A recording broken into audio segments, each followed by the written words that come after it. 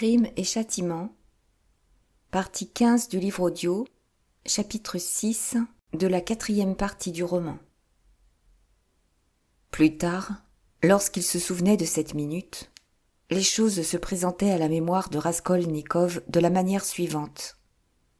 Le bruit qu'ils entendirent derrière la porte augmenta rapidement et celle-ci s'entr'ouvrit.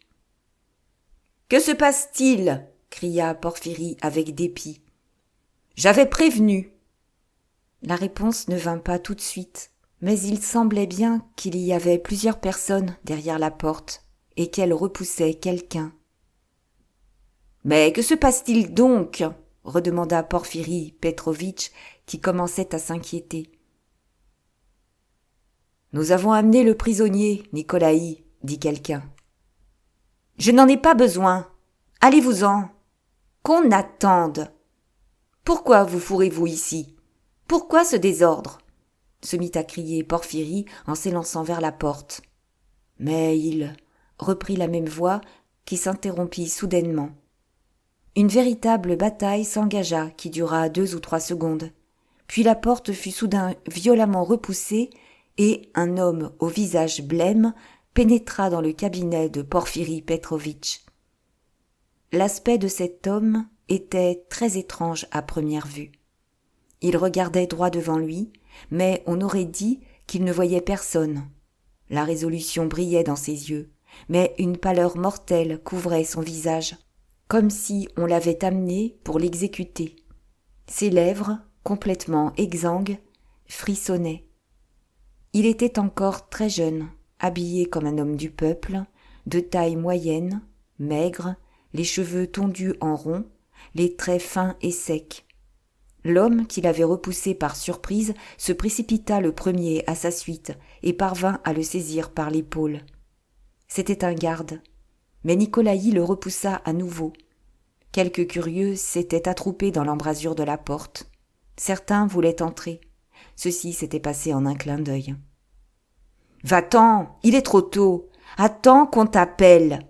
Pourquoi l'a-t-on déjà amené ?» bredouillait Porphyri avec un dépit extrême, comme s'il avait été entièrement dérouté. Mais soudain, Nikolaï se mit à genoux. « Qu'est-ce qui te prend ?» cria Porphyri stupéfait. « Je suis le coupable. C'est moi qui ai commis le péché. Je suis l'assassin !» prononça Nikolaï à court de souffle, mais à voix assez haute. Le silence dura bien 10 secondes. Tous restaient sans mouvement comme s'ils avaient été stupéfiés. Le garde lui-même s'était reculé jusqu'à la porte et, immobilisé, il ne tentait plus d'approcher Nikolaï. « Comment ?» s'écria Porphyri, sortant de sa torpeur momentanée. « Je suis l'assassin !» répéta Nikolaï après un court silence. « Comment ? Toi ? Comment ? Qui as-tu tué ?» Porphyri Petrovitch était visiblement tout perdu. Nikolaï se tut encore un instant. « Alona Ivanovna et sa sœur Lizaveta Ivanovna. Je les ai tués avec une hache. Ma tête s'était obscurcie, ajouta-t-il soudain, et il se tut de nouveau. Il était toujours à genoux. Porphyri Petrovitch resta quelques instants à réfléchir. Puis, soudain, il se secoua et se mit à agiter ses mains comme pour chasser les témoins importuns. Ceux-ci se retirèrent immédiatement et la porte fut fermée. Ensuite, il jeta un coup d'œil à Raskolnikov, qui était resté dans son coin à regarder Nikolaï d'un air ahuri. Fit un mouvement dans sa direction, mais changea d'avis, le regarda encore, reporta immédiatement son regard sur Nikolaï, ensuite à nouveau sur Raskolnikov, puis sur Nikolaï, et il se précipita sur celui-ci. « Pourquoi viens-tu déjà avec ton obscurcissement ?» lui cria-t-il presque haineusement. « Je ne t'ai pas encore demandé si ta tête s'était obscurcie. Dis-moi, tu as tué ?»« Je suis l'assassin. Je fais la déposition, » prononça Nikolaï. « Ah, avec quoi as-tu tué ? » ?»« Avec une hache. Je l'avais préparée. »« Ah, tu te tâtes trop. Seul ? Oui, Mitka n'est pas coupable et il n'a rien à y voir. Il est trop tôt pour parler de Mitka, hein ? Eh bien, comment as-tu descendu l'escalier, alors ? Les portiers vous ont rencontrés tous les deux ? C'est pour égarer. Alors, que j'ai fui avec Mitka, répondit Nikolaï, se hâtant tout à coup comme s'il avait préparé sa réponse. Eh bien, c'est ça, s'écria avec colère Porphyri. Il répète les paroles d'un autre, murmura-t-il à part soi. Et tout à coup, il aperçut à nouveau Raskolnikov. Il était à ce point concentré sur Nikolaï qu'il avait oublié Raskolnikov pour un instant. Il reprit ses esprits et fut quelque peu troublé. « Rodion Romanovitch, petit père, excusez-moi, lui cria-t-il. C'est invraisemblable. Je vous en prie, vous n'avez rien à faire ici. Moi-même, voyez-vous, en voilà des surprises. Je vous en prie. » Porphyri le prit par le bras et lui indiqua la porte.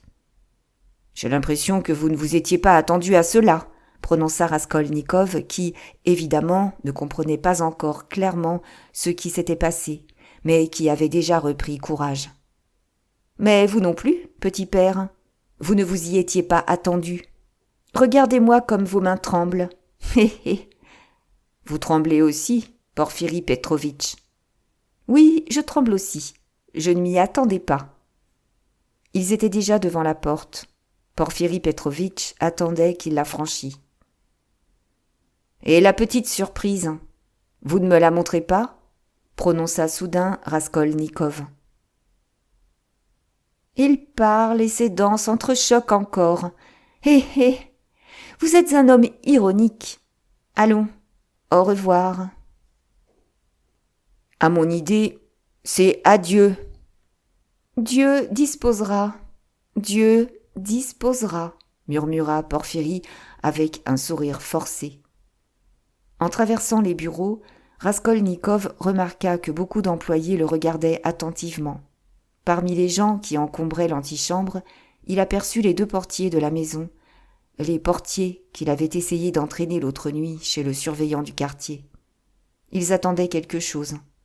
À peine déboucha-t-il sur l'escalier qu'il entendit derrière lui la voix de Porphyri Petrovitch.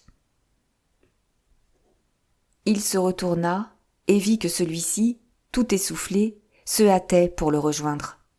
« Un petit mot encore, Rodion Romanovitch. À propos de ces événements, ce sera comme Dieu disposera, mais il faudra quand même vous interroger suivant les formes. Au sujet de l'événement, alors. Nous nous reverrons encore. Voilà. » Et Porphyri s'arrêta devant lui avec un sourire. « Voilà, » répéta-t-il. On pouvait supposer qu'il avait envie de dire encore quelque chose, mais qu'il ne parvenait pas à le formuler. « Vous savez, excusez-moi, Porphyri Petrovitch, à propos de tout à l'heure. Je me suis laissé emporter, » commença Raskolnikov, qui avait repris courage jusqu'à avoir envie de forcer la note. « Ce n'est rien, l'interrompit Porphyri, l'air presque heureux. « Moi aussi, j'ai un caractère venimeux, je m'en repens. Mais nous nous reverrons, si Dieu le veut. Nous nous reverrons même souvent.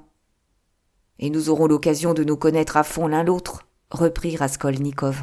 « Oui, » approuva Porphyri, et, clignant les yeux, il lui jeta un regard très sérieux. « Vous allez à une fête, maintenant ? » ?»« Aux funérailles. »« Ah, mais oui, aux funérailles. Ménagez-vous. » « Moi, je ne sais vraiment que vous souhaitez, » reprit Raskolnikov en se retournant. Il commençait déjà à descendre l'escalier. « Je vous souhaiterais bien de meilleurs succès. Vous voyez bien vous-même comme vos fonctions peuvent être drôles. »« Pourquoi drôles ?»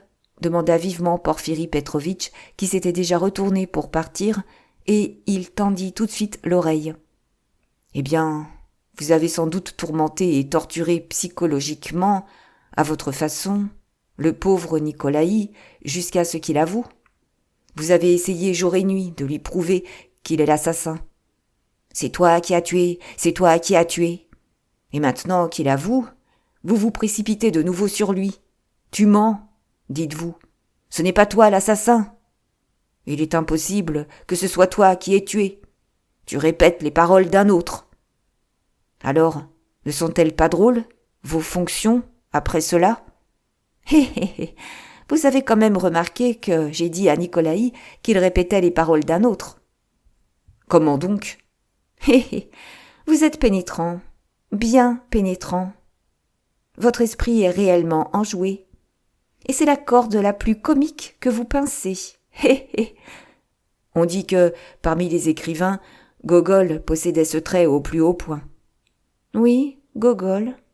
En effet, c'est Gogol. Au plaisir de vous revoir.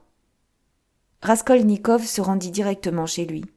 Sa pensée était à ce point déroutée et embrouillée qu'arrivé dans son réduit, il se jeta sur son divan et resta assis pendant près d'un quart d'heure pour essayer de rassembler quelque peu ses idées.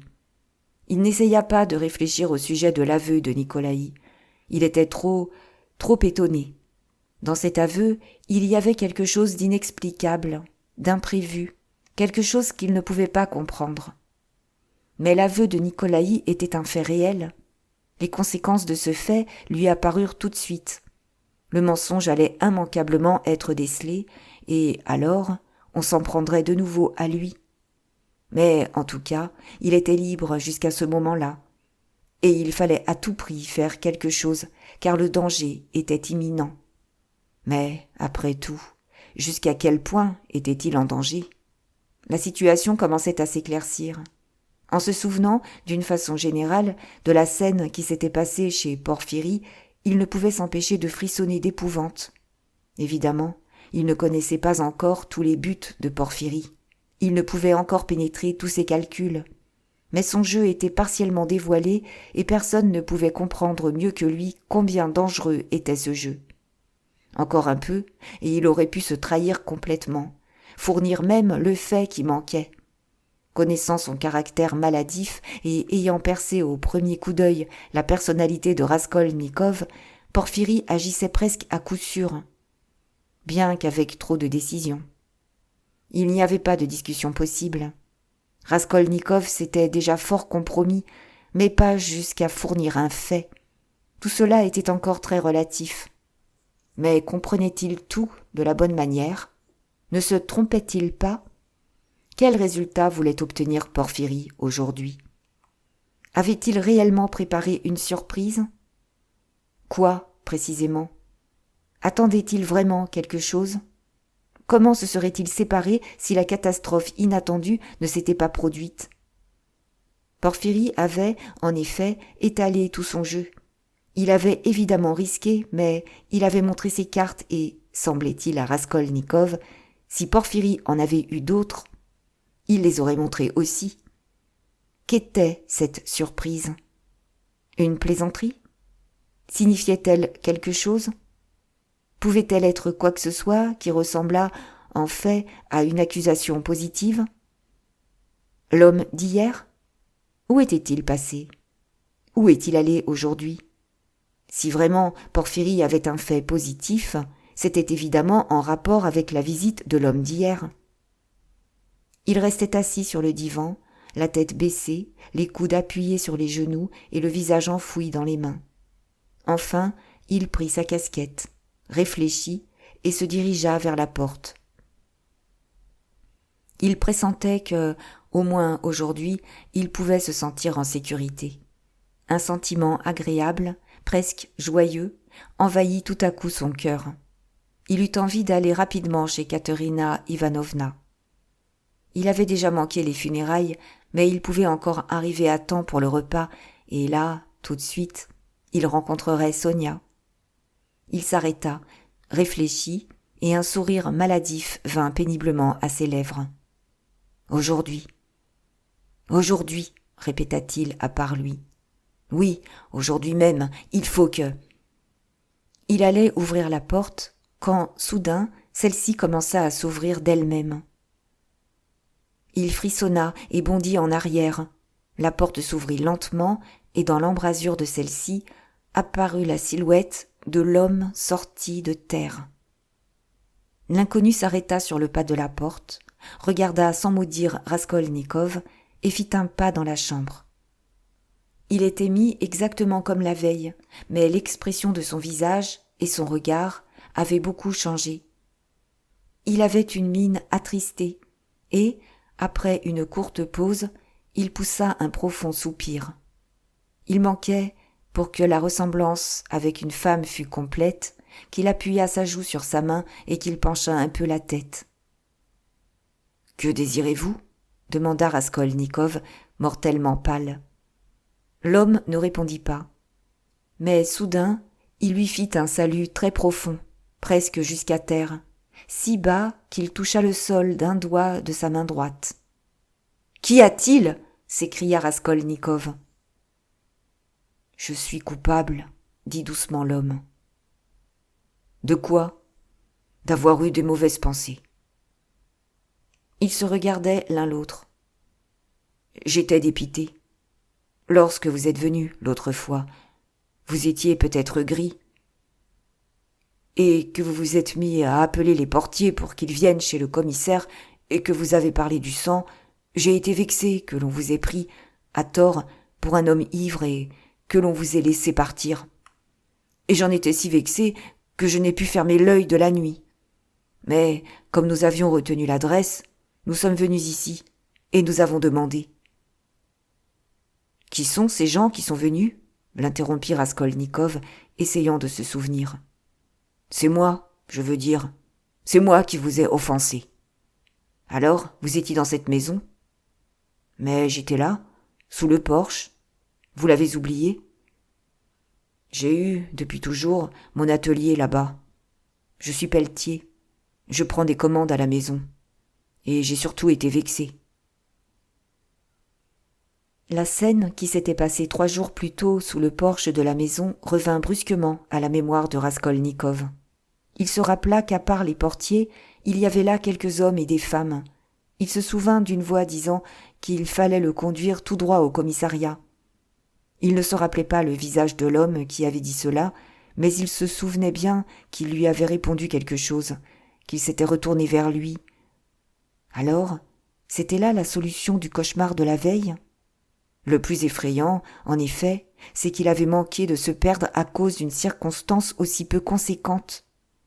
Donc cet homme ne peut rien raconter d'autre que l'essai de location de l'appartement et la conversation au sujet du sang. Donc Porphyrie ne possède, lui non plus, aucun fait excepté ce délire, cette construction psychologique qui est une arme à 2 tranchants. Donc, si aucun fait nouveau ne survenait, et aucun fait ne peut plus survenir, aucun, alors, que peuvent-ils contre lui ? Comment pourraient-ils le convaincre définitivement du crime, même s'ils l'arrêtaient ? Donc, Porphyrie venait seulement d'apprendre l'histoire de la location, et il n'en savait rien auparavant. « C'est vous qui avez dit aujourd'hui à Porphyrie que j'étais venu ?» s'écria-t-il, frappé d'une idée soudaine. « À quel, Porphyrie ?»« Au juge d'instruction. »« Oui, c'est moi. Les portiers ne voulaient pas y aller, alors moi, j'ai été le dire. »« Aujourd'hui ?» ?»« Un instant avant votre arrivée. »« Et j'ai tout entendu. J'ai entendu combien il vous a tourmenté. »« Où ? Que dites-vous ? Quand ? » ?»« Mais là-bas, derrière la cloison. J'y suis resté assis tout le temps. »« Comment ? Alors c'était vous, la surprise ? Mais comment est-ce arrivé ? Dites. »« Quand j'ai vu, commença l'homme, que les portiers ne voulaient pas y aller, comme je les pressais de le faire, car, disait-il, il était trop tard et ils avaient peur de fâcher le surveillant parce qu'il n'était pas venu à l'instant, j'ai eu du dépit. Je n'ai pu fermer l'œil et je suis allé me renseigner sur vous. Et lorsque j'ai eu les renseignements, j'y suis allé aujourd'hui. Quand je suis arrivé, il n'était pas là. Je suis venu 1 heure après, on ne m'a pas reçu. Je suis revenu après, ils m'ont laissé entrer.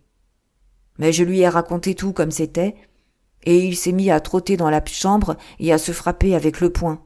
« Qu'avez-vous fait, brigand » criait-il. « Si j'avais su, je l'aurais fait amener sous bonne garde. » Alors il est sorti en courant et il a appelé quelqu'un et il s'est mis à parler dans un coin. Et il m'a questionné et injurié. Il m'a fait des reproches, beaucoup. Et moi, je lui ai tout raconté. Je lui ai dit que vous n'avez rien osé répondre à mes paroles d'hier et que vous ne m'avez pas reconnu. Alors, il s'est mis de nouveau à courir, à se frapper la poitrine, à se fâcher encore et à courir. Quand on vous a annoncé, il m'a dit « Allons, va là, derrière la cloison, assieds-toi et ne bouge pas, quoi que tu entendes. » Et il m'a apporté une chaise et m'a enfermé. « Peut-être vais-je t'appeler, dit-il. Quand Nicolaï a été amené, il m'a renvoyé après vous. Je te ferai encore venir et je te questionnerai. Il a interrogé Nicolaï en ta présence.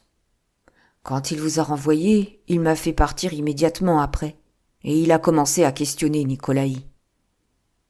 L'homme s'arrêta soudain et, brusquement, il fit de nouveau un profond salut, en touchant le sol du doigt. Pardonnez-moi pour ma dénonciation et pour ma méchanceté. Dieu te pardonnera, répondit Raskolnikov. Et dès qu'il eut dit ces paroles, l'homme s'inclina, mais pas jusqu'à terre cette fois-ci. Il se retourna lentement et sortit de la chambre. C'est une arme à double tranchant.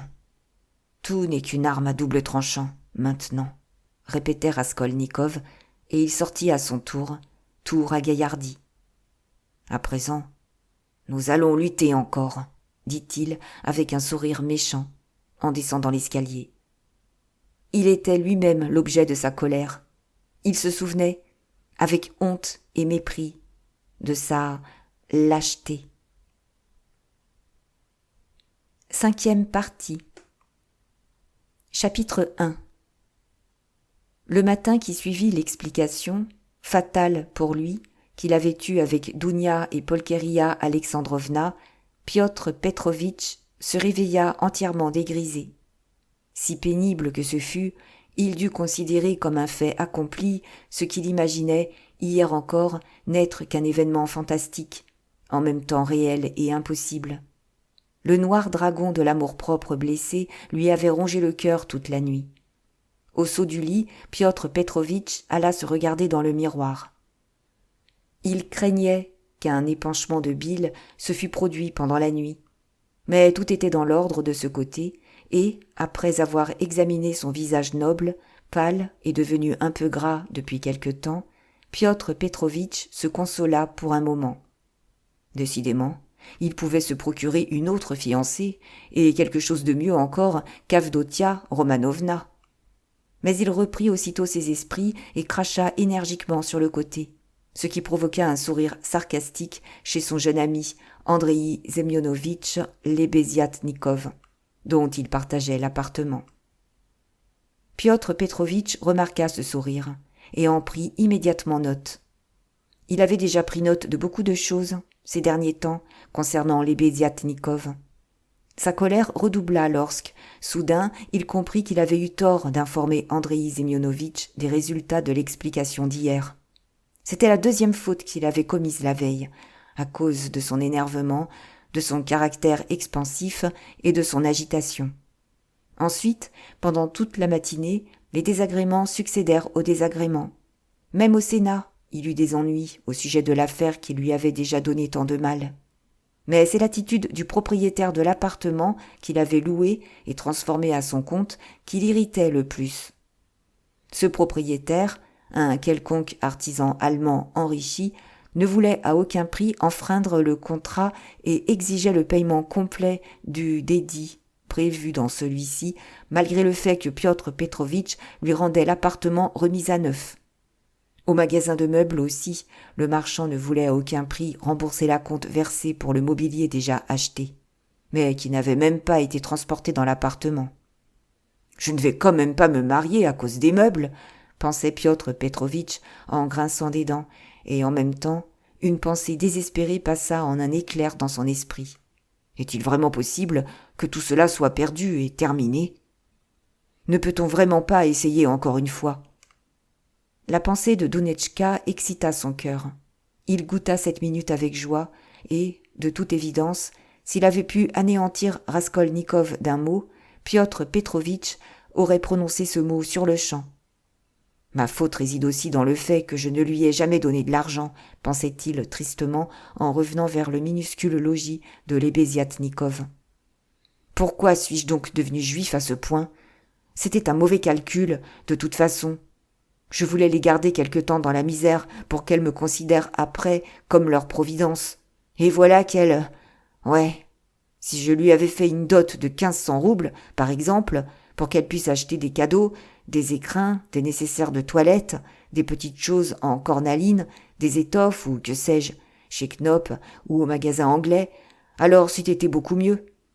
Et elles auraient été plus solidement liées. Il ne leur aurait pas été si facile de me renvoyer. Elles appartiennent à cette sorte de gens qui considèrent de leur devoir de rendre tous les cadeaux et l'argent en cas de rupture. Mais rendre n'aurait pas été si aisé et si agréable. Et puis, leur conscience se serait crispée à l'idée de chasser un homme qui a été si généreux et passablement délicat jusqu'alors. J'ai fait une gaffe. Et après avoir gémi encore une fois, Piotr Petrovitch se traita d'imbécile, à part lui, bien entendu. Arrivé à cette conclusion, il rentra chez lui, doublement furieux et irritable. Les apprêts du repas funéraire chez Katerina Ivanovna éveillèrent quelque peu sa curiosité. Il en avait déjà entendu parler hier. Il se rappelait vaguement qu'il avait même été invité. Mais ses propres soucis avaient accaparé son attention. Il se hâta de s'informer auprès de madame Lippewechsel, qui s'affairait autour de la table. Katerina Ivanovna était au cimetière. Il apprit alors que le repas serait solennel, que presque tous les locataires étaient invités, même ceux que le défunt n'avait pas connus. Même Andreï Semyonovitch Lebeziatnikov avait été invité, malgré sa querelle avec Katerina Ivanovna, et que lui-même, Piotr Petrovitch, était non seulement invité, mais attendu avec impatience, comme l'un des hôtes les plus importants. Amalia Ivanovna avait été invitée avec beaucoup d'honneur, malgré les discussions passées, et elle s'occupait maintenant activement du repas, ce qui lui était très agréable. De plus, elle avait fait grande toilette. Tous ses vêtements, quoiqu'ils fussent de deuil, étaient somptueux, neufs. Ce n'était que soieries et brocarts. Elle était très fière. Toutes ces nouvelles et ces faits firent naître en Piotr Petrovitch une idée soudaine, si bien qu'il pénétra dans sa chambre, c'est-à-dire la chambre d'Andreï Semyonovitch Lebeziatnikov, quelque peu pensif. Il avait encore appris en effet que Raskolnikov figurait parmi les invités. Andreï Semyonovitch était resté, pour quelque raison, toute la matinée chez lui. Piotr Petrovitch avait, avec ce monsieur, des relations assez bizarres, mais en somme naturelles jusqu'à un certain point. Piotr Petrovitch le détestait et le méprisait sans limite, presque depuis le jour même où il s'installa chez lui, mais en même temps, aurait-on dit, il le craignait un peu. Il était descendu chez lui à son arrivée à Pétersbourg, non seulement à cause de sa ladrerie, quoique ce fût néanmoins la principale cause, mais aussi pour une autre raison. Il avait déjà entendu parler en province d'Andreï Semyonovitch, dont il avait été le tuteur, comme d'un jeune progressiste aux idées avancées, et même on lui avait dit qu'il jouait un rôle considérable dans certains cercles très curieux et qui avait déjà une réputation. Cette circonstance frappa Piotr Petrovitch. Ces cercles puissants, omniscients, qui méprisaient et accusaient tout le monde, l'effrayaient depuis longtemps. Cette frayeur était, du reste, indéterminée. Il était évident qu'il n'avait pu, de lui-même, habitant la province, se faire une idée, même approximative, sur quelque chose de ce genre. Il avait entendu dire qu'il existait, à Pétersbourg, certains progressistes, nihilistes, accusateurs, etc.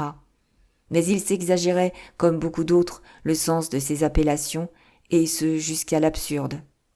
Ce qui l'effrayait le plus, depuis quelques années, c'était une accusation, une dénonciation publique, et c'est cela qui nourrissait son inquiétude déjà exagérée, surtout lorsqu'il pensait à son projet de transférer son activité à Pétersbourg. À cet égard, il était, comme on dit, apeuré, comme il arrive aux petits enfants de l'être. Il y a quelques années déjà, il avait vu 2 personnalités auxquelles il se raccrochait et qui le protégeaient, 2 personnalités provinciales assez considérables, être cruellement et publiquement chargé. L'un des 2 cas aurait pu lui causer de graves ennuis.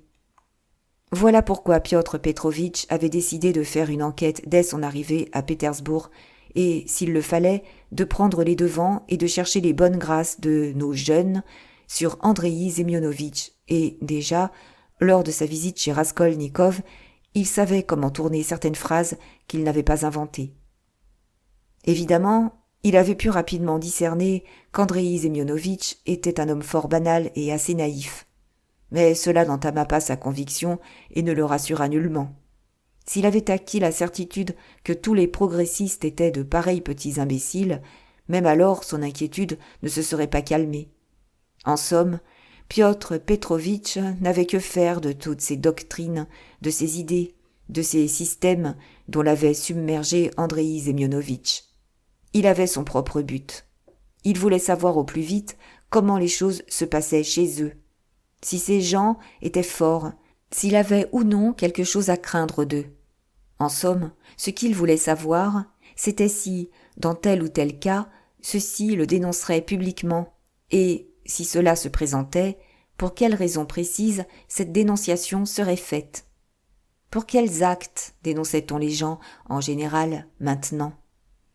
Non content de cela, il voulait savoir s'il n'y avait pas une possibilité de s'entendre avec eux et de les rouler, s'ils étaient vraiment à craindre. Était-ce ou non à faire ? Était-il possible, par exemple, d'arranger une chose ou l'autre pour le bien de sa carrière, par leur intermédiaire, précisément ? En un mot, il avait des centaines de questions qui demandaient une réponse. Cet Andreï Semyonovitch était un petit homme sec et scrofuleux, étonnamment blond, avec des favoris en forme de côtelette dont il était très fier. Il était employé quelque part. En outre, il souffrait presque continuellement des yeux. Il était de caractère assez mou, mais son discours était plein d'assurance et parfois d'outrecuidance, ce qui, pour sa malingre personne, semblait bien ridicule. Amalia Ivanovna le comptait, pourtant, parmi les locataires honorables, parce qu'il ne s'énivrait pas et qu'il payait régulièrement son loyer. Malgré toutes ses qualités, Andreï Semyonovitch était vraiment un peu bête. Son adhésion au progrès et à nos jeunes générations pouvait être mise sur le compte de la passion. C'était un exemplaire de cette innombrable et diverse légion de freluquets, d'avortons débiles, de petites imbéciles à connaissances superficielles qui s'attachent à l'idée à la mode, à l'idée la plus en vogue, pour l'avilir immédiatement, pour rendre caricatural tout ce qu'ils servent, parfois avec tant de sincérité. Du reste, les Béziatnikov, quoiqu'il fût très bonasse, commençaient à très mal supporter son ancien tuteur, Piotr Petrovitch. Le ressentiment grandit simultanément chez les 2 hommes. Si simple d'esprit qu'était Andreï Semyonovitch, il commençait néanmoins à discerner que Piotr Petrovitch le trompait, qu'il le méprisait en secret, et que ce n'était pas du tout l'homme qu'il avait pensé. Il essaya de lui exposer le système de Fourier et la théorie de Darwin, mais Piotr Petrovitch s'était mis à l'écouter, surtout ces derniers temps, d'une façon vraiment trop sarcastique, et, dernièrement, son ancien tuteur l'avait même invectivé. Piotr Petrovitch avait, en effet, commencé à comprendre que non seulement les Béziatnikov étaient un petit freluquet, un peu bête, qu'il était peut-être encore un petit menteur, qu'il n'avait probablement aucune relation importante dans son cercle même, et qu'il savait tout par ouï-dire. De plus, Piotr Petrovitch remarqua qu'il ne connaissait même pas son métier de propagandiste, car il se trompait souvent, et qu'en tout cas, il ne pouvait être un redresseur de tort, un dénonciateur, un accusateur. Remarquons en passant que Piotr Petrovitch, au cours de cette semaine et demie, avait accepté avec plaisir, surtout au début, les compliments les plus insolites que lui faisait Andreï Semyonovitch, c'est-à-dire qu'il ne protestait pas et qu'il le laissait déclarer que lui, Piotr Petrovitch, était prêt à contribuer à la très prochaine installation d'une nouvelle commune, c'est-à-dire d'un phalanstère, quelque part rue Metchanskaya, ou bien par exemple, à ne pas gêner Dounetchka, s'il lui venait à l'esprit de prendre un amant, le premier mois de leur mariage, ou bien à ne pas baptiser ses enfants, etc., etc. Toujours dans le même genre. Piotr Petrovitch, à son habitude, ne protestait pas contre l'attribution qu'on lui faisait de ses qualités et permettait qu'on le flattât, même de cette façon, tellement toute flatterie lui était agréable. Piotr Petrovitch, qui avait, le matin même, pour quelque raison, changé des coupons d'obligation, était assis près de la table et comptait les billets de banque. Andreï Semyonovitch, qui n'avait presque jamais d'argent, marchait dans la chambre et faisait semblant de regarder les liasses de billets avec indifférence et même avec dédain. Piotr Petrovitch ne se serait jamais décidé à croire qu'Andreï Semyonovitch pût, en effet, regarder cet argent avec indifférence. Celui-ci, à son tour, se disait avec amertume que Piotr Petrovitch était bien capable de penser cela de lui, et qu'en outre, il était peut-être heureux d'avoir l'occasion d'agacer son jeune ami avec cet étalage de liasses qui lui rappelait sa médiocrité et la distance apparente qui existait entre eux. Il le trouva, cette fois-ci, irritable et inattentif, plus que de coutume, malgré le fait que lui, Andreï Semyonovitch, s'était mis avec entrain à lui développer son thème favori au sujet de l'établissement d'une nouvelle commune. Les courtes remarques que lançait Piotr Petrovitch dans les intervalles de ses calculs sur le boulier avaient l'air de railleries des plus impolies. Mais l'humanitaire Andreï Semyonovitch attribuait son humeur à la rupture avec Dunetchka et il brûlait d'envie de parler de cela. Il avait quelque chose de progressiste à dire à ce sujet, quelque chose qui ferait partie de sa propagande, qui consolerait son honorable ami et qui contribuerait, sans aucun doute, à son développement. « Qu'est-ce que ce repas funéraire que l'on prépare chez la veuve ?» demanda soudain Piotr Petrovitch, interrompant Andreï Semyonovitch à l'endroit le plus intéressant de son discours. « Comme si vous ne le saviez pas. Je vous ai déjà parlé hier à ce sujet et j'ai développé mes idées sur ces rites. Elle vous a invité aussi, m'a-t-on dit. Vous avez même parlé avec elle hier. » Je ne m'attendais nullement à ce que cette misérable sotte dépensât pour ce repas tout l'argent qu'elle a reçu de cet imbécile de Raskolnikov. J'ai même été étonné de voir, en passant, des préparatifs, des vins, des invités. C'est infernal, continua Piotr Petrovitch, qui avait l'intention, eût-on dit, de faire parler son jeune ami à ce sujet. Et cela dans un certain but. Comment ? Vous dites que je suis invité ? Ajouta-t-il soudain en levant la tête. Quand donc ? Je ne me souviens pas. Du reste, je n'irai pas. Qu'ai-je à faire là ? Je lui ai parlé hier en passant de la possibilité pour elle, en tant que veuve d'un fonctionnaire dans la misère, de recevoir un subside immédiat équivalent à une année de traitement. Est-ce pour cela qu'elle m'invite ? Ha ha ! Je n'ai nullement l'intention d'y aller, dit Lebeziatnikov. Comment donc ? Vous l'avez battue de vos propres mains ? Je comprends que vous ayez honte. Hé hé ! Qui a battu ? Qui ? S'écria Lebeziatnikov en se troublant et en rougissant. Vous ? Vous avez battu Katerina Ivanovna il y a 1 mois à peu près. On me l'a dit hier. Ah, ces convictions. Et le problème féminin, c'est ainsi que vous le concevez ? Hé hé hé ! Piotr Petrovitch se mit de nouveau à faire claquer son boulier, comme s'il avait été consolé par ces paroles. « Tout ça, ce sont des bêtises et des calomnies !» éclata Lebeziatnikov, qui craignait toujours qu'on lui rappelât cette histoire. « Et ce n'est pas du tout ainsi que tout cela s'est passé. C'était autrement. Vous avez mal compris. Ce sont des commérages. Je m'étais simplement défendu. C'est elle qui s'est précipitée sur moi avec ses griffes. Elle m'a arraché tout un favori. Il est permis à tous de défendre sa propre personne, je suppose. En outre, je ne permettrai à quiconque d'user de la force à mon égard, par principe. Car sinon, ce serait presque du despotisme. Alors, j'aurais dû rester sans mouvement devant elle. Je n'ai fait que la repousser. Hé hé hé, fit Lougine avec un sourire méchant, tout en continuant ses calculs. Vous m'ennuyez parce que vous êtes vous-même fâché et que vous enragez. C'est une bêtise qui n'a rien à faire avec le problème féminin. Vous comprenez mal la chose. À mon idée, puisque l'on admet que la femme est l'égale de l'homme en tout, même au point de vue de la force physique, ce que l'on affirme déjà, alors il faut maintenir l'égalité dans ce domaine. Évidemment, je me suis dit, par après, que cette question devait être écartée, car les bagarres devront cesser d'exister, et les cas de querelle sont inconcevables dans la société future. Et qu'il est évidemment étrange de chercher l'égalité dans les bagarres. Je ne suis pas si bête.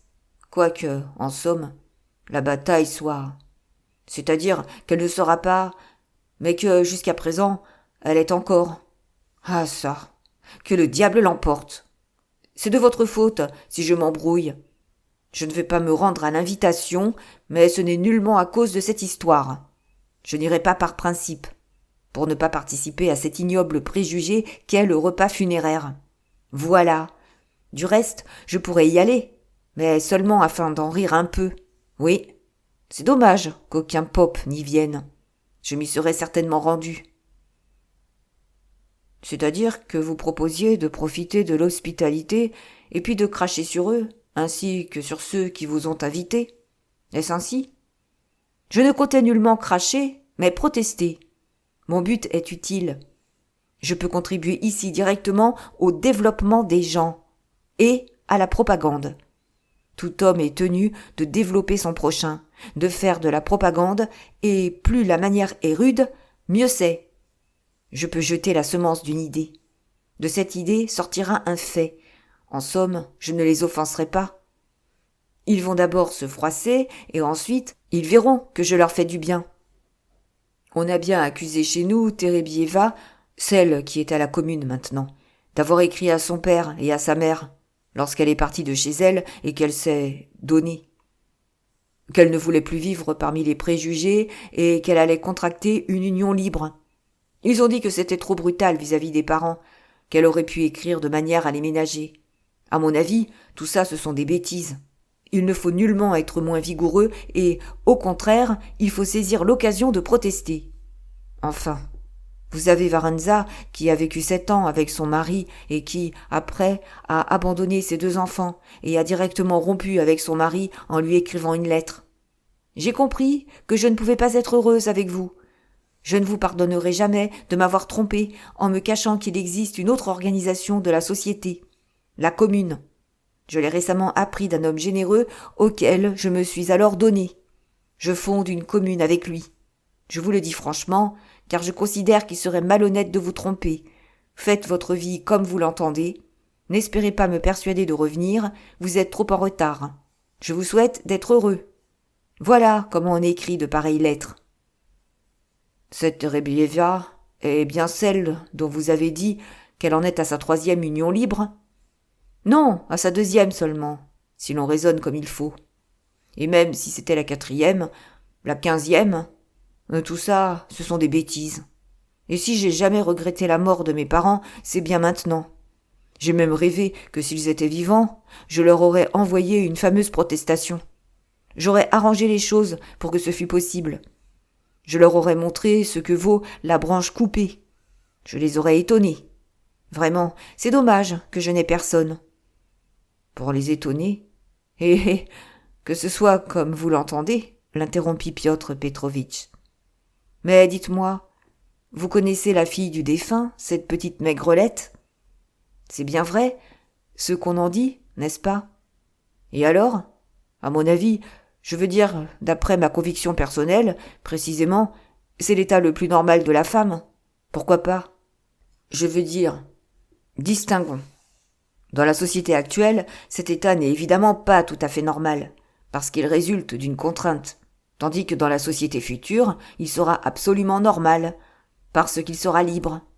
D'ailleurs, elle avait déjà maintenant le droit de faire ce qu'elle a fait. Elle avait souffert, et cela constituait son fonds, pour ainsi dire, son capital dont elle pouvait disposer à son gré. Dans la société future, évidemment, les fonds ne seront pas nécessaires. Mais le rôle de la femme sera déterminé d'une façon harmonieuse et rationnelle. Quant à Sofia Semyonovna, personnellement, je considère ses actes comme une protestation vigoureuse contre l'organisation de la société, et je la respecte profondément pour cette raison. Je me réjouis même à son aspect. Et l'on m'a raconté que c'est vous qui l'avez fait expulser de l'appartement. » Et Béziatnikov explosa. « C'est encore une calomnie !» hurla-t-il. « Ce n'est pas du tout ainsi que les choses se sont passées. Pas ainsi du tout. Ce sont des mensonges de Katerina Ivanovna qui n'avait rien compris. Je n'ai nullement poursuivi Sofia Semyonovna de mes instances. Je n'ai fait que la développer. J'étais désintéressé. J'ai essayé de faire naître une protestation en elle, faire naître la protestation. C'est tout ce que je voulais, et puis Sofia Semyonovna ne pouvait quand même plus rester ici. » « Vous lui avez proposé de fonder une commune ? » ?»« Vous plaisantez toujours, mais fort maladroitement. Permettez-moi de vous le faire remarquer. Vous ne comprenez rien. Il n'y a pas de tel rôle dans la commune. La commune s'organise précisément pour qu'il n'y ait pas de tel rôle. Dans la commune, ce rôle changera de signification. Ce qui est stupide maintenant deviendra intelligent alors. Ce qui n'est pas naturel dans les circonstances présentes deviendra absolument naturel dans la commune. Tout dépend des circonstances et du milieu. Tout n'est que milieu. L'homme n'est rien. Je suis toujours en bonne entente avec Sofia Semyonovna, ce qui vous prouvera qu'elle ne me prend nullement pour son ennemi ou pour son offenseur. Oui, j'essaye maintenant de la tenter par l'attrait de la commune. Tout dépend des circonstances et du milieu, mais seulement sur une toute autre base. Pourquoi riez-vous ? Nous voulons fonder une commune spéciale sur des bases plus larges que les précédentes. Nous avons poussé nos convictions plus loin. Nous nions davantage. Si Dobro-Lyubov était revenu à la vie, j'aurais bien su discuter avec lui. Quant à Belinsky, je l'aurais piétiné. En attendant, je continue à développer Sofia Semyonovna. C'est une magnifique, une splendide nature. Et vous profitez de la splendide nature, n'est-ce pas ? Hé hé. Non, non. Oh non. Au contraire. Au contraire ? Hé hé. Qu'est-ce que cela ? Mais croyez-moi, pour quelle raison vous l'aurais-je caché ? Je m'étonne au contraire de ce qu'elle soit d'une façon, dirait-on, voulue et timide, si sage et si pudique avec moi. Et vous la développez, évidemment. Hé hé. Vous lui démontrez que sa pudeur est stupide ? Pas du tout. Pas du tout. Oh, combien grossièrement, combien bêtement, excusez-moi, vous comprenez le terme « développement ». Vous n'entendez rien à rien. Oh mon Dieu, comme vous êtes peu près. Nous cherchons la liberté de la femme, et vous avez toujours la même idée en tête. Sans parler du problème de la sagesse et de la pudeur féminine, qui sont des choses inutiles et des préjugés, je vous dirais que j'admets parfaitement la sagesse dans ses relations avec moi, car sa volonté et son droit sont tels.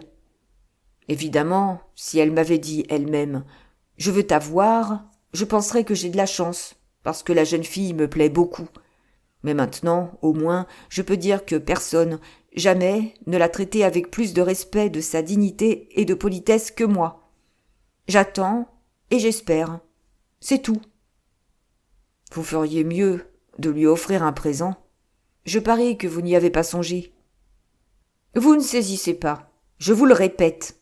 Sa position est bien... Mais c'est une autre question. Une toute autre question. Vous la méprisez simplement.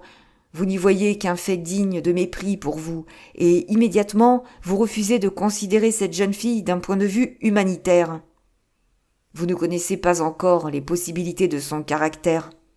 Je regrette seulement qu'elle ait cessé, ces derniers temps, de lire, et qu'elle ne m'emprunte plus de livres comme elle le faisait jadis. Il est aussi regrettable qu'étant donné son énergie et sa détermination dans la prostration, qualité qu'elle a déjà prouvée, elle ait trop peu d'initiative, pour ainsi dire, d'indépendance, trop peu de négation pour se détacher entièrement de certains préjugés et de certaines bêtises. Malgré cela, elle comprend fort bien certaines questions. Elle a magnifiquement compris, par exemple, la question du baise-main, c'est-à-dire que l'homme offense la femme et affirme l'infériorité de cette dernière en lui baisant la main. Nous avons débattu cette question, et je lui ai immédiatement transmis nos conclusions. Elle a aussi écouté avec attention lorsque je lui ai parlé des associations ouvrières en France.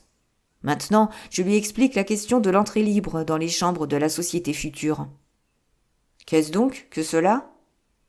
On a débattu dernièrement la question de savoir si le membre d'une commune a le droit de pénétrer n'importe quand dans la chambre d'un autre membre, homme ou femme. Et l'on a décidé qu'il a bien ce droit. Oui, et si celui-ci ou celle-là est occupé à satisfaire un besoin indispensable, hé hé. Andreï Semyonovitch se fâcha. Vous dites toujours la même chose. Vous parlez sans cesse des besoins, s'écria-t-il haineusement. Ouais, je suis dépité et fâché de m'être laissé aller prématurément à parler de ces maudits besoins-là en exposant le système. Que le diable les emporte.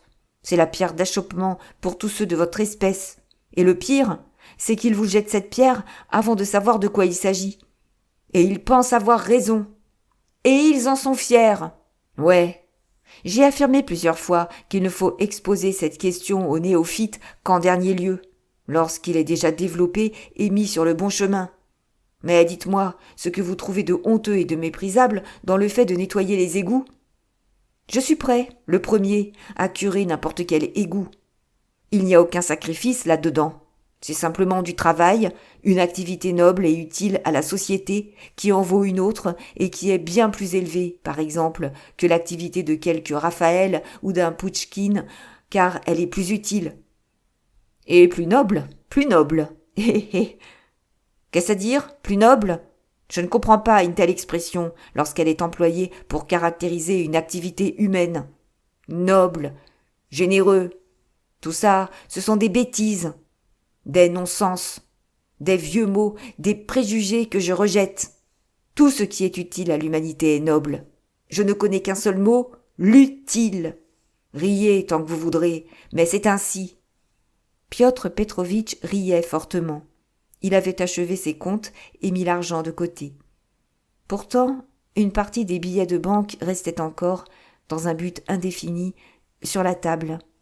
La question des égouts, malgré toute sa banalité, avait déjà plusieurs fois servi de prétexte à une discussion entre Piotr Petrovitch et son jeune ami.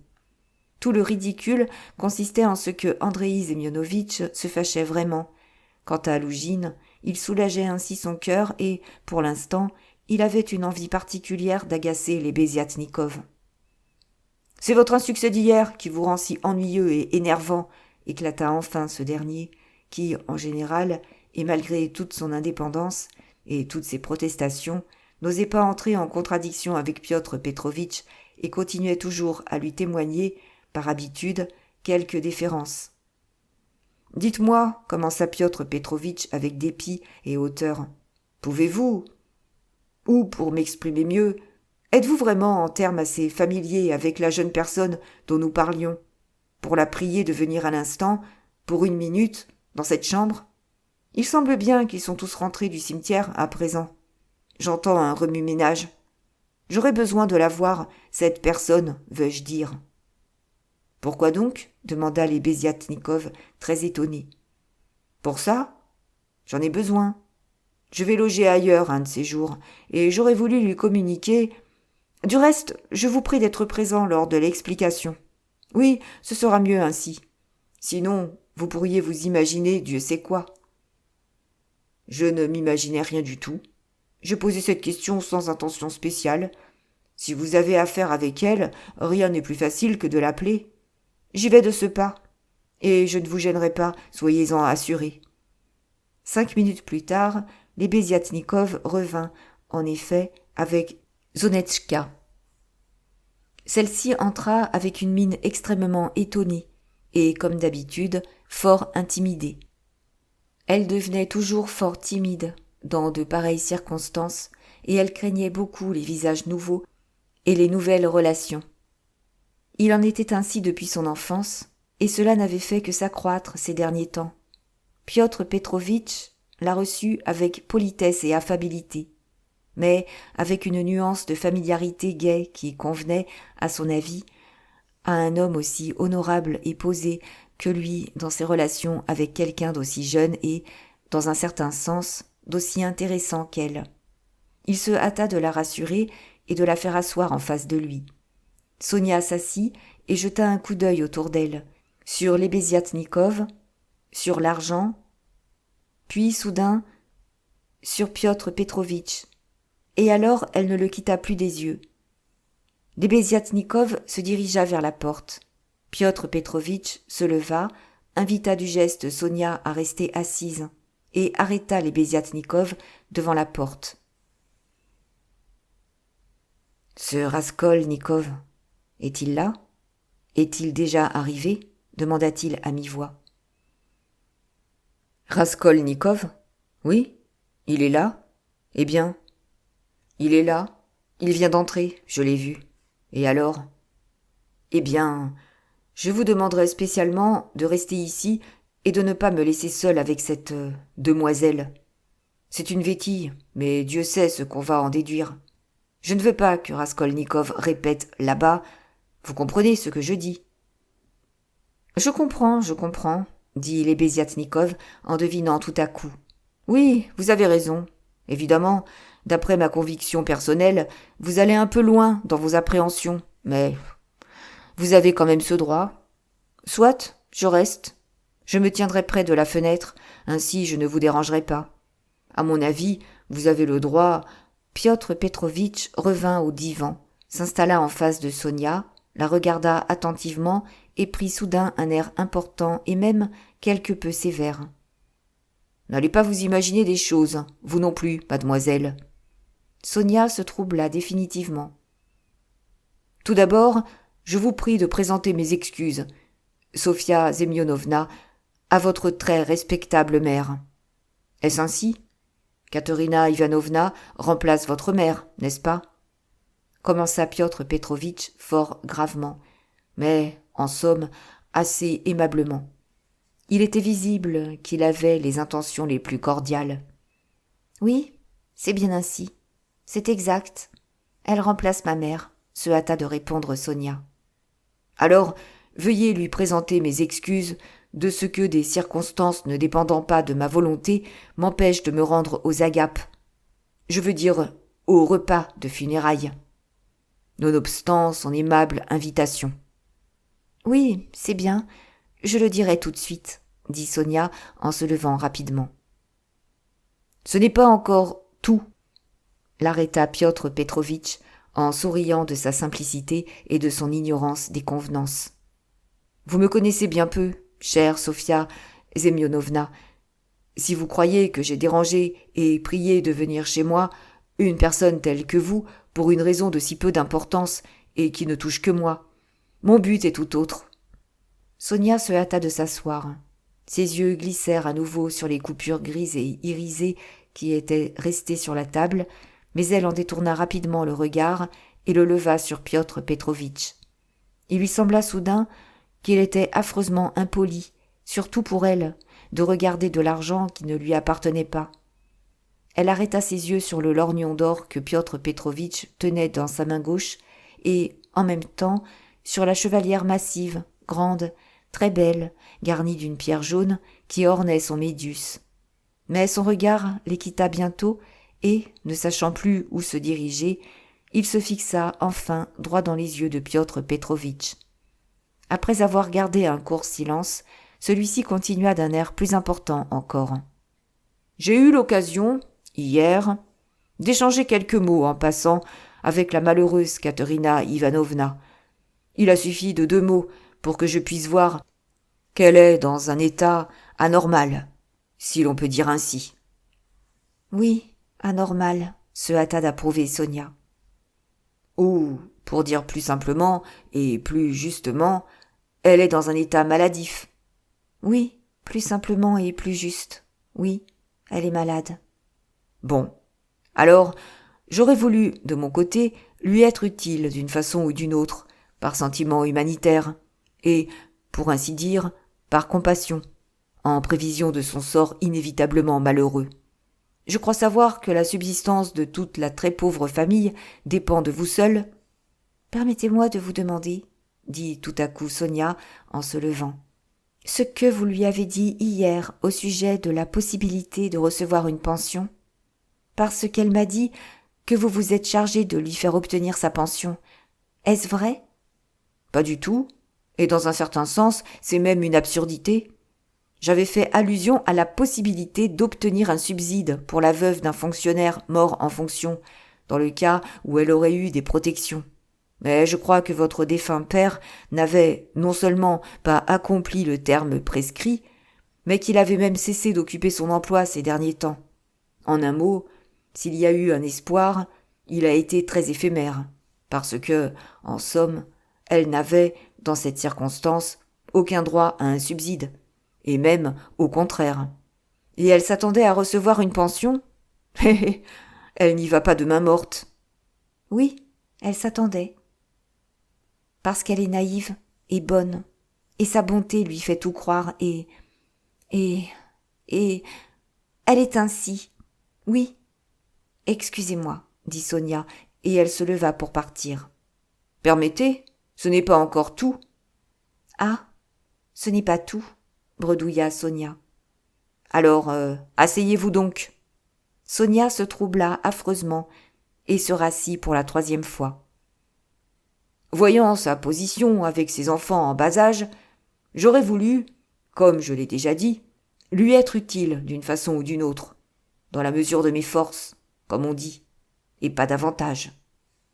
On pourrait, par exemple, organiser une souscription en sa faveur, ou, pour ainsi dire, une loterie, ou quelque chose de ce genre, comme font toujours dans ces cas-là les proches ou les gens qui, quoique étant étrangers, veulent quand même se rendre utiles.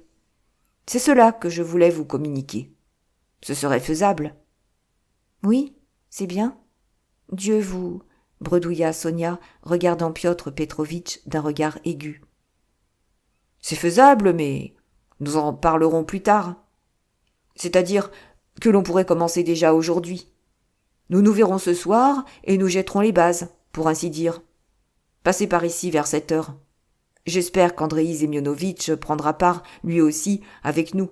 Mais il y a ici une circonstance qu'il faut mentionner préalablement et soigneusement. C'est pour cette raison que je vous ai dérangé, Sofia Semyonovna, en vous invitant à venir ici. À savoir, mon opinion est qu'il serait dangereux de mettre cet argent entre les mains de Katerina Ivanovna. Le repas d'aujourd'hui en est la preuve. Elle n'a, pour ainsi dire, pas une croûte de pain pour le lendemain, ou même pas de souliers, par exemple. Elle manque de tout, et elle achète du rhum, de la Jamaïque, et même, je crois, du madère et du café. Je l'ai vu en passant. Demain, tout retombera sur vous, jusqu'au souci de la croûte de pain quotidien, et c'est stupide. Par conséquent, à mon avis personnel, la souscription doit être ainsi faite que la pauvre veuve n'en sache rien, et que vous seul, par exemple, en soyez informé. Est-ce bien ainsi? Je ne sais pas. C'est seulement aujourd'hui. Cela n'arrive qu'une fois dans la vie. Elle avait envie de faire honneur, de faire quelque chose à la mémoire. Elle est très intelligente. Mais que ce soit comme vous l'entendez, et je vous serai très... Ils vous seront tous. Et Dieu, vous, et les orphelins. Sonia n'acheva pas et se mit à pleurer. Bon, alors, prenez-en note. Et maintenant, veuillez bien accepter en faveur des intérêts de votre parente, pour les premiers frais, une somme proportionnée à mes moyens. Je souhaite vivement que mon nom ne soit pas mentionné dans cette circonstance. Voici. Ayant moi-même des charges et des soucis, je ne puis donner davantage. Et Piotr Petrovitch remit à Sonia un billet de 10 roubles après l'avoir soigneusement déplié au préalable. Sonia le prit, rougit violemment, se leva d'un mouvement vif, bredouilla quelque chose et se mit à prendre congé. Piotr Petrovitch la reconduisit pompeusement jusqu'à la porte.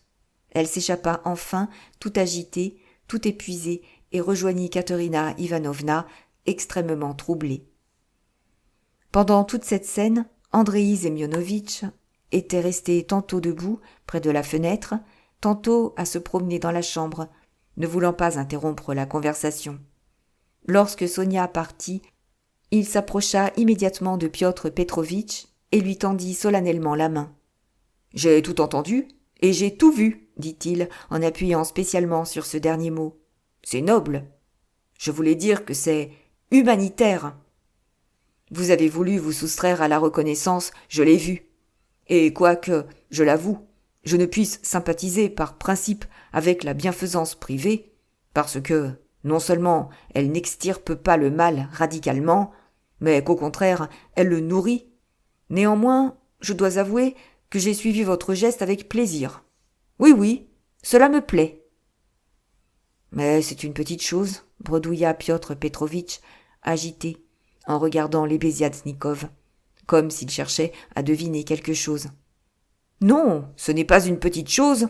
Un homme offensé et dépité comme vous par les événements d'hier et capable, en même temps, de penser au malheur des autres, un tel homme, quoiqu'il commette une faute sociale par ses actes, est néanmoins digne de respect. Je n'attendais pas cela de vous, Piotr Petrovitch, et ce, d'autant plus que, d'après vos idées, oh, comme vos idées vous gênent encore, comme votre échec d'hier, par exemple, vous agite, s'exclamait le brave Andreï Semyonovitch, qui se sentait, de nouveau, fort bien disposé envers Piotr Petrovitch. Et qu'avez-vous besoin, par exemple, de ce mariage légitime, très honorable Piotr Petrovitch?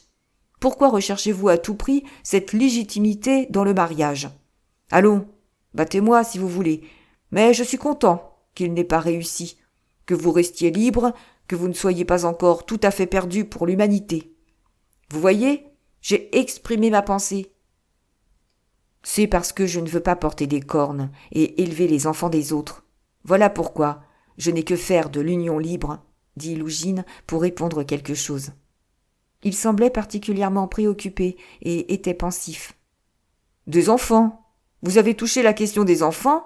S'écria Andreï Semyonovitch, qui frissonna comme un cheval de bataille qui entend le son des trompettes de guerre. Les enfants constituent une question sociale et une question de première importance, je suis d'accord. Mais cette question aura une autre solution. Certains nient totalement la nécessité de leur existence, comme ils nient d'ailleurs toute allusion à la famille. Nous parlerons des enfants plus tard. Occupons-nous maintenant des cornes. Je vous avoue que c'est mon point faible. Il est inimaginable que l'on trouve cette méchante expression de hussard, ce mot à la Pouchkine, dans le vocabulaire de l'avenir.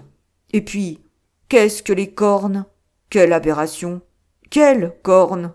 Pourquoi les cornes? Quelle bêtise! Au contraire, elles n'existeront pas dans l'union libre. Les cornes, c'est la conséquence logique du mariage légal.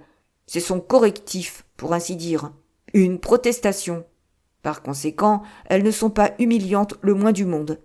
Si jamais, supposons l'absurde, je me mariais légalement, je serais même heureux de porter vos cornes maudites.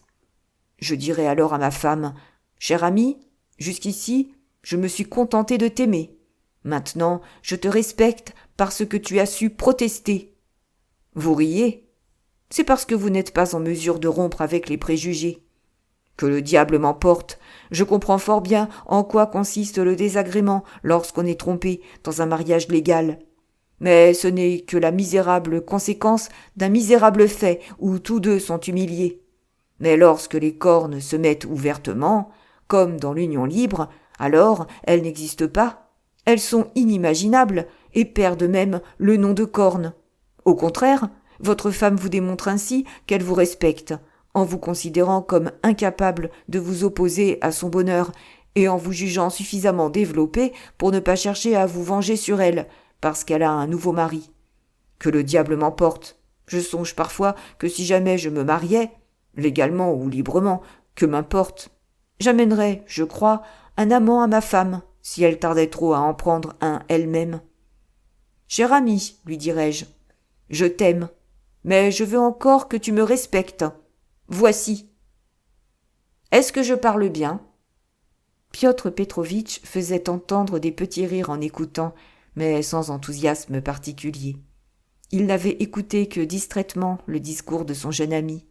Il était en train de combiner quelque chose, et Lebeziatnikov lui-même finit par le remarquer. Piotr Petrovitch était agité. Il se frottait les mains, devenait pensif par moments. Tout cela, Andreï Semyonovitch se le rappela et en comprit la raison par la suite.